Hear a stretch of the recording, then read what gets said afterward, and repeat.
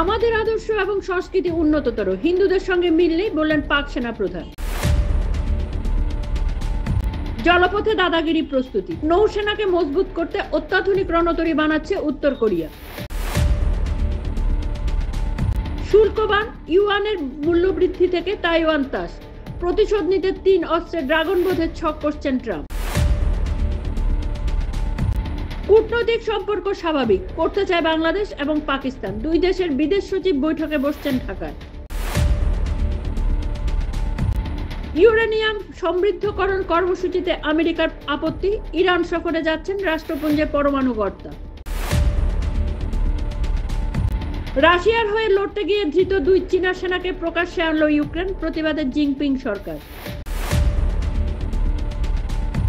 প্রশাসন কাজ করছে বিএনপির হয়ে, এই অবস্থায় ভোট সম্ভব নয়, নাহিদের নিশানায় ইউনূস।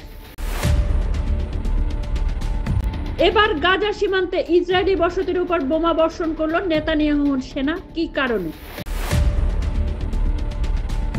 1.5 ঘন্টা পরপর ভূমিকম্প, ভারত সহ এশিয়ার 4 দেশে, সাগরের নিচেও কম্পন 6.6 মাত্রায়। প্রতিশোধমূলক পদক্ষেপের এই পরিণাম, চীনা পণ্যের শুল্ক বাড়িয়ে 245% করছে ট্রাম্প সরকার। 64টি খুন করে দাবার ঘর পূরণ করতে চেয়েছিলেন, আটকে যান 48-এ, এবার নতুন দাবি চেসবোর্ড কিলারের।